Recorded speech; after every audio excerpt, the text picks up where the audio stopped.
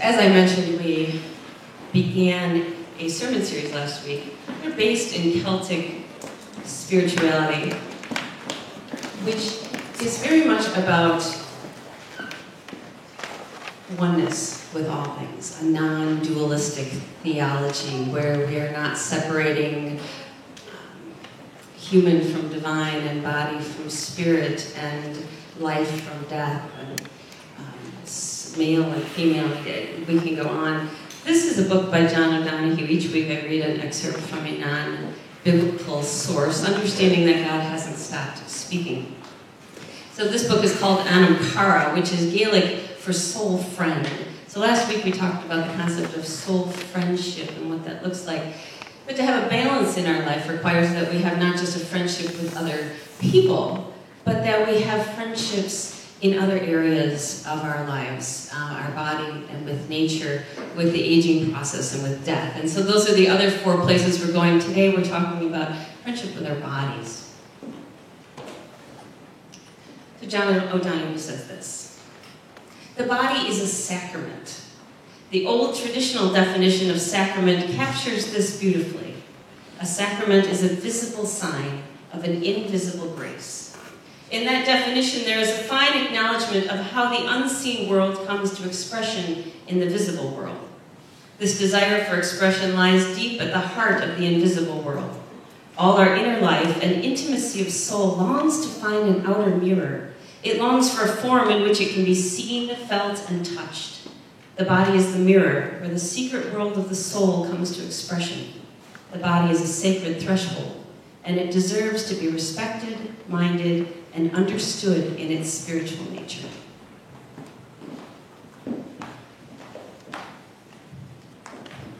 I am reading from 1 Corinthians 6, which was written by Paul for the people of Corinth.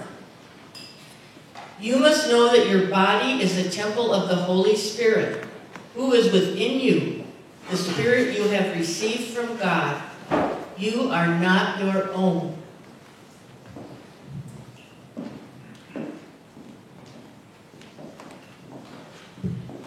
Would you pray with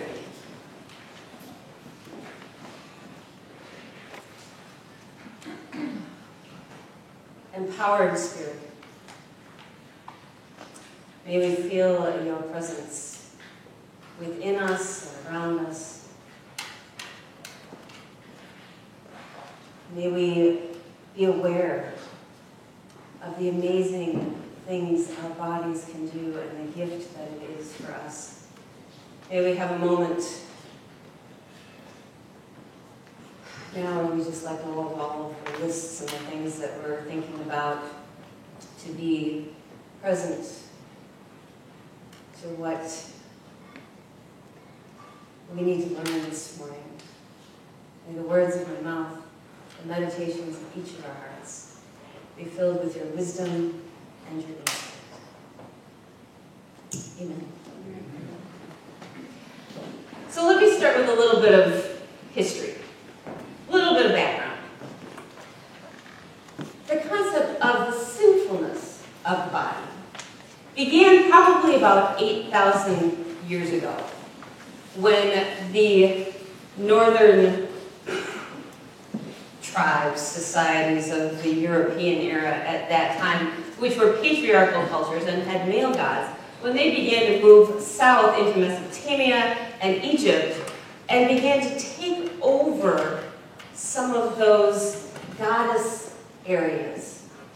The areas of Egypt and Mesopotamia were filled with indigenous religions that worshiped the goddess. They were religions that were agricultural religions. They were very peaceful societies. They were more egalitarian societies.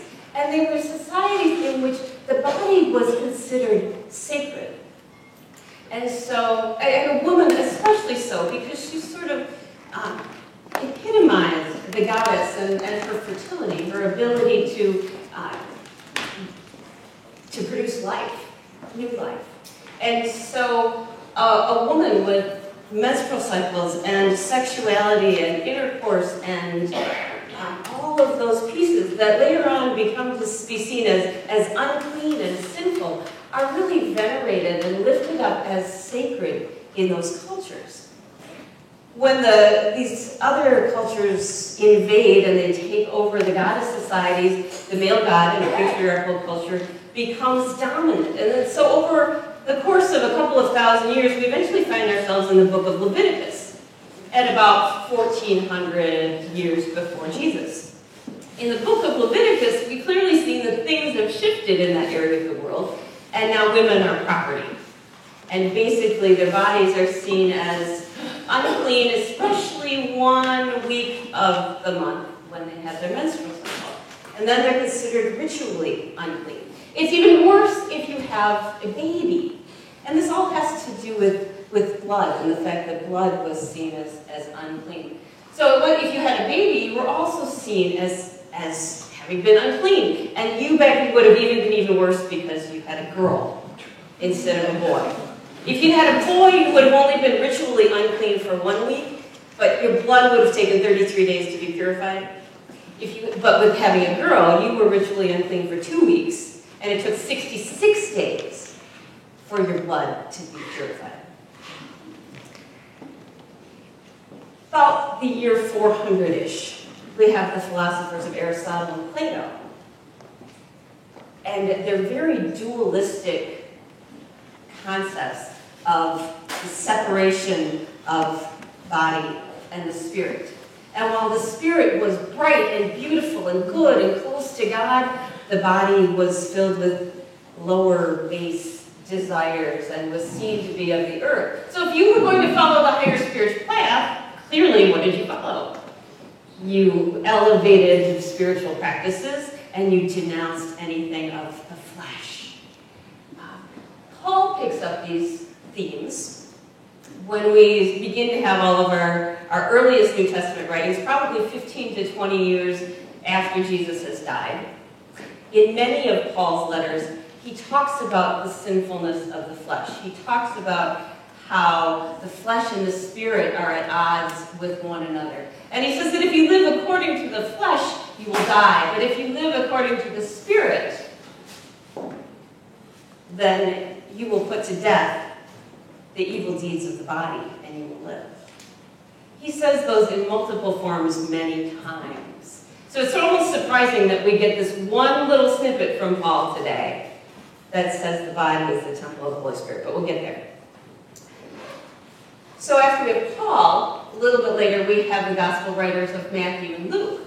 And this is probably 40 to 60 years after Jesus has died. This is the first time we hear about the Virgin Mary in any of the existing writings that we have.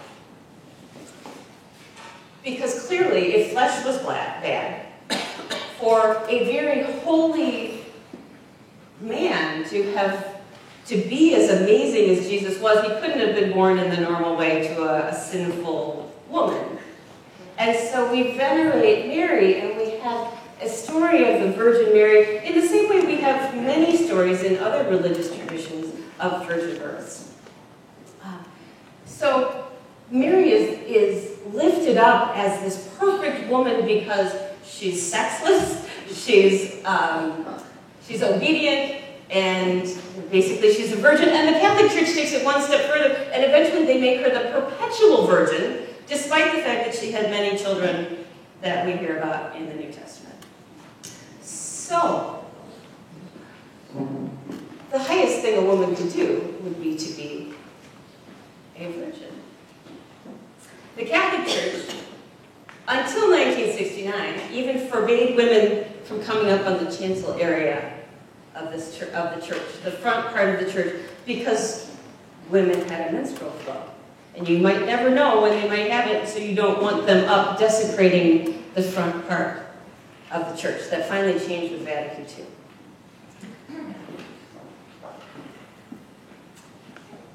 In many religious traditions, including some Christian traditions, the highest possible path that you could take spiritually would be to denounce the body. Whether you were becoming a celibate nun or priest, or you were becoming a hermit and sort of denouncing the world and everything in it, whether you were fasting, which is another way to denounce the body. or becoming an ascetic, where you sort of, you see those really skinny, skeleton-looking guys that live an ascetic life and denounce anything that might bring pleasure to the body. Those were considered very, very high spiritual paths. The whole concept of flagellation was another, just personally, horrendous practice. But it was based in this same concept that the flesh is bad. In more rigid Christian denominations, the churches got rid of anything that was fun, right? We got rid of dancing and card playing and movie watching and drinking because all of it had to do with pleasures of the flesh. In my humble opinion, that's a really long history that has done a disservice to humankind and has created some really unhealthy attitudes and philosophies and theologies. If we look at Celtic spirituality, it doesn't do that. It doesn't separate the flesh and the spirit. It says all are one. It says that, John O'Donohue says, the body is the sister of the soul, and the soul is the sister of the body. So we have a completely different concept. So I was trying to figure out how to talk about this. Oops. And I have these wonderful nesting dolls.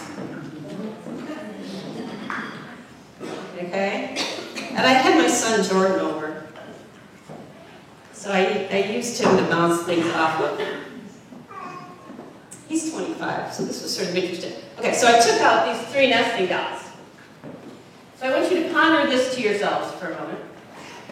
So I said, okay, I want you to take each one of these nesting dolls and I want you to assign them. One of them is God, one of them is your body, and one of them is your soul. Which one would be which? God, body, and soul. And in what relationship would they be? Would they be within each other? Would they be next to each other? Would they be far apart from each other? How'd you do that? So Jordan pondered for a minute, and he said,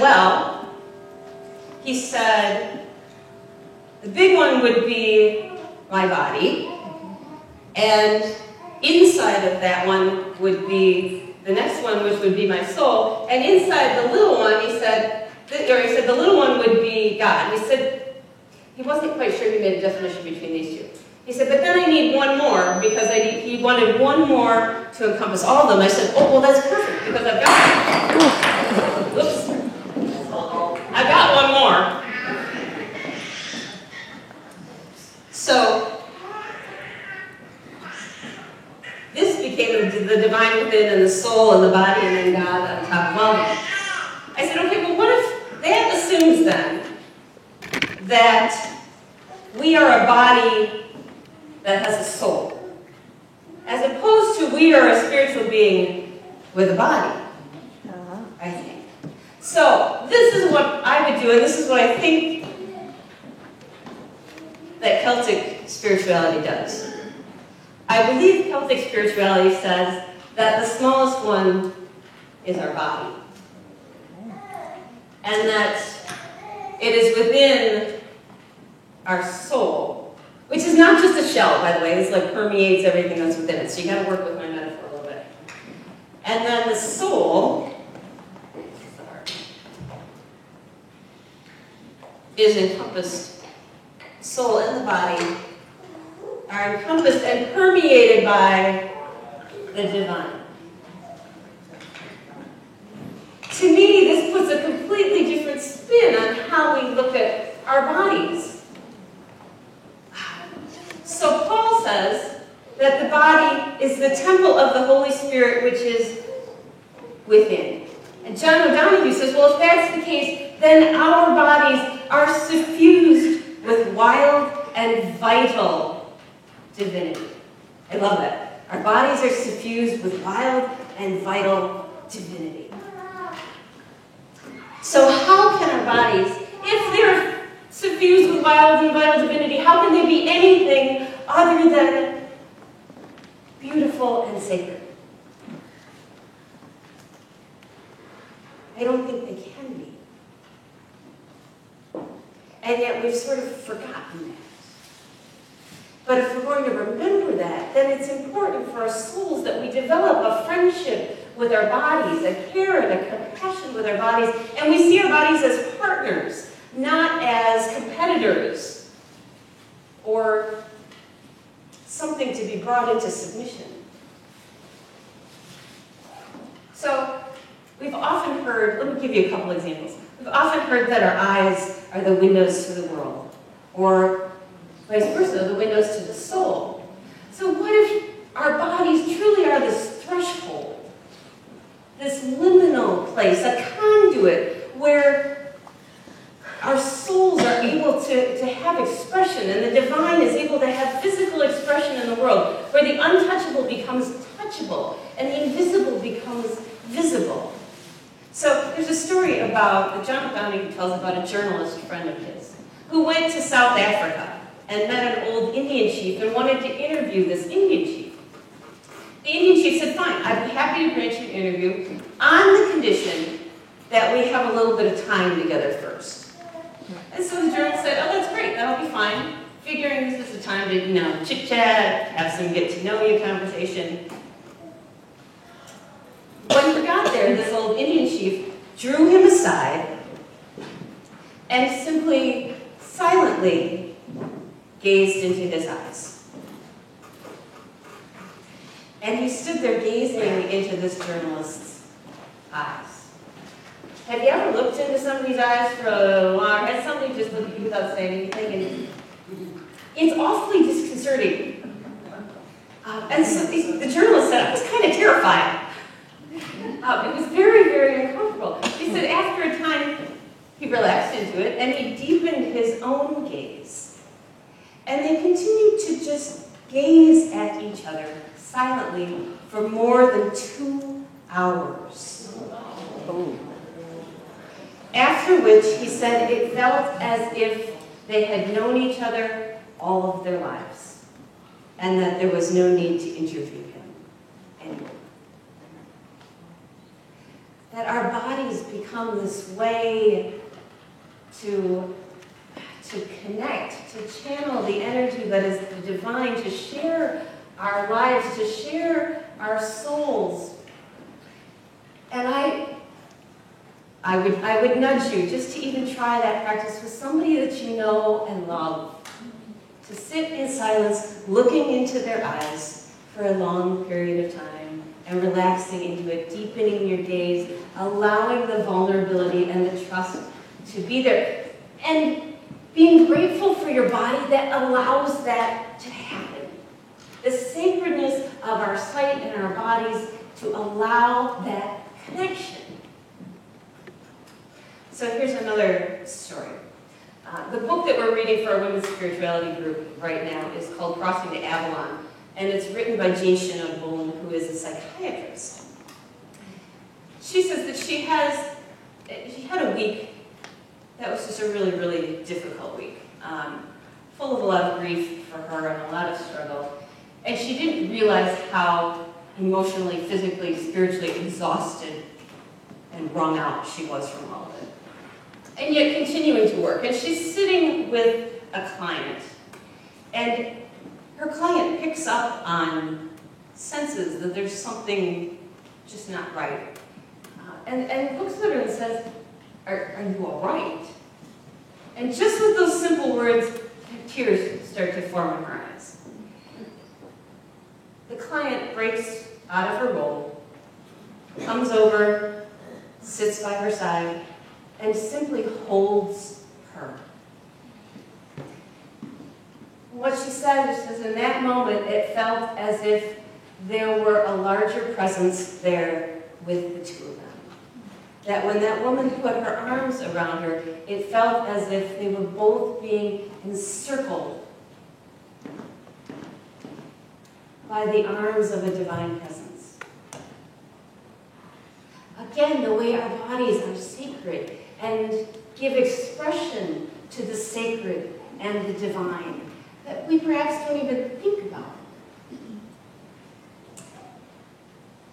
So, again, all of this suggests we need to have a friendship with our bodies, to be grateful for what our bodies can do and what they can offer and how they're a conduit between our souls and the world and each other, the divine and each other. So here's my question of the day. How do we develop a friendship with our bodies? This is when you talk back. You might not be used to that. They might be shy in front of a few new people. What do you do to develop a friendship with your body? You take care of it. You take care of it, which looks like Exercise, eating right. exercise, eating right. I know you're doing yoga. Yes. Wonderful things like that. What else? Jerry? Well, you become more aware, and one way to do that is through like meditation or reflection. Sure. Meditation, reflection, just awareness of the body and what's going on with your body, which starts to include listening to your body, feeling where you're not right, recognizing when something's off. Because I think we've all probably not listened to our bodies, right? Pushed it a little too far, and then our bodies were clear about what they wanted to tell us after that. And it probably knocked us all flat for a couple of days at least. So listening to our bodies. What else? Self-affirmation. It does not help anybody if you go around berating your body. I hate you, I hate you. Our words have power and have energy.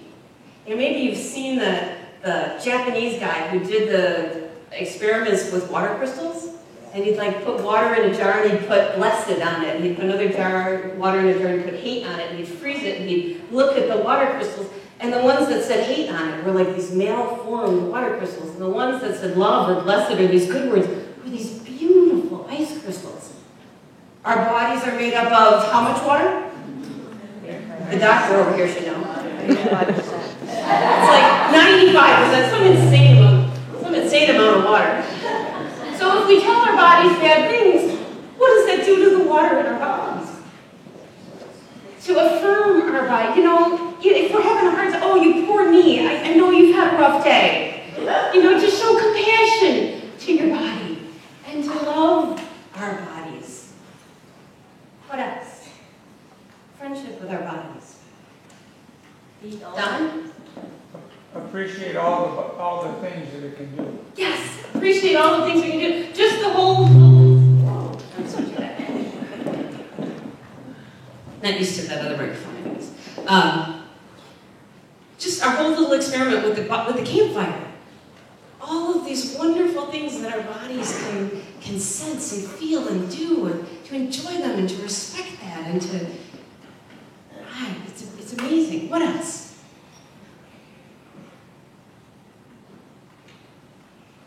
I think recognizing that when we've been hurt in our lives, it not only is an emotional hurt, but oftentimes it lodges in our bodies.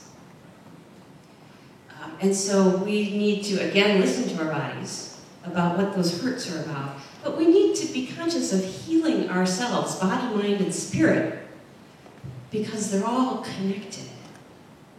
And the other thing we need to be conscious of is that when we hurt someone else, it doesn't just hurt someone else. It hurts our own souls. And so we need to be conscious of those connections and the way the energy works both directions. We're all one. Our souls are suffused with the divine. Our bodies are suffused with the divine. And it's a wonderful opportunity to live life in friendship and partnership with our bodies in such a way that we become expressions of the soul and the divinity that we live within. Amen.